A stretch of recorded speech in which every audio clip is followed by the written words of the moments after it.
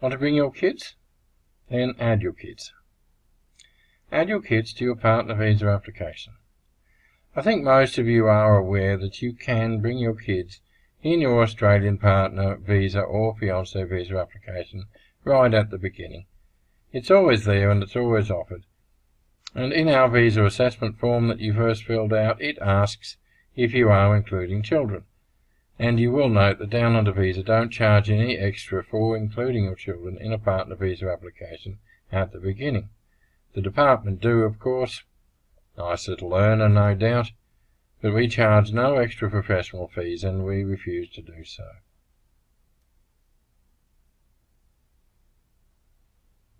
Why not a later child visa application? We've had plenty of discussion on the Down Under Visa blog on this. We've discussed the pros and cons of including kids at the beginning and of adding them later, and we stand by that. It's a personal choice and you should do whatever suits what is good for all of you. My reasons for many of these posts is to make sure that your decisions are based on the right reasoning. I think two of the biggest reasons that kids are left behind are these: concerns about schooling and pressure and influence from Filipino relatives, the kids' grandparents especially.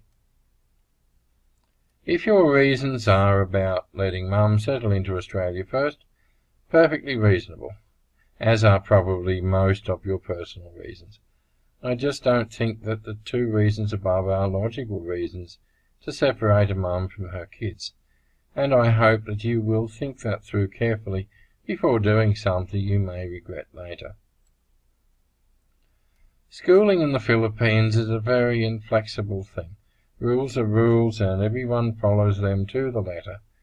Must start and finish with the school year, and I see couples hoping that they can fit visa grants in with school years and summer vacations, which will never happen.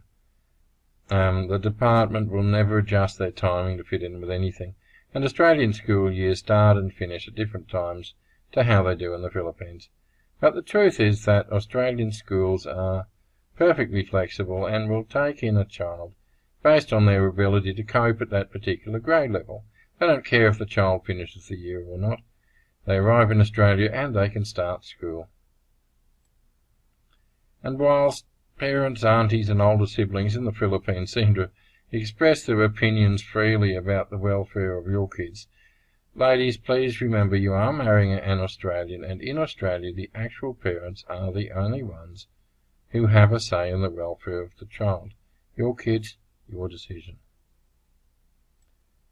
We had to deal with my father-in-law saying he would die without our daughter there, and with Miller's older sister sending text messages supposedly from our daughter saying she in fact didn't want to go to Australia at all. Plus there was the fear that I would murder Miller by tossing her out the window to claim the insurance money too, and maybe poor Remy would end up splattered on the pavement too. Buy one, take one. But they were wrong, obviously, and they were overstepping into a mum and dad only area. Make your decisions as a family and establish your new family unit's independence from your family in the Philippines as soon as you can. Why not bring the kids later? And why did I write this blog article in the first place? We're having a number of clients at the moment who have applied for partner visas and not included their kids, and excuse me for scratching my nose, this is driving me mad, and are now clearly wishing they'd acted differently. The facts about bringing children to Australia. The easiest way to bring them is added to your partner visa.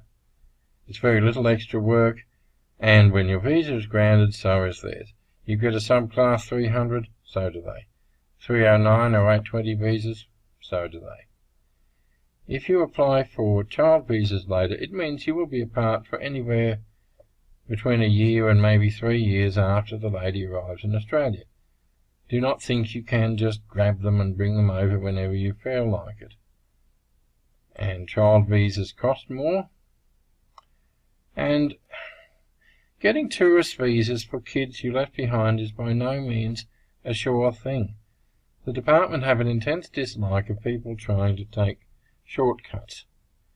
If you apply for a partner visa, then suddenly you are wanting the child left off the application to come and take a holiday.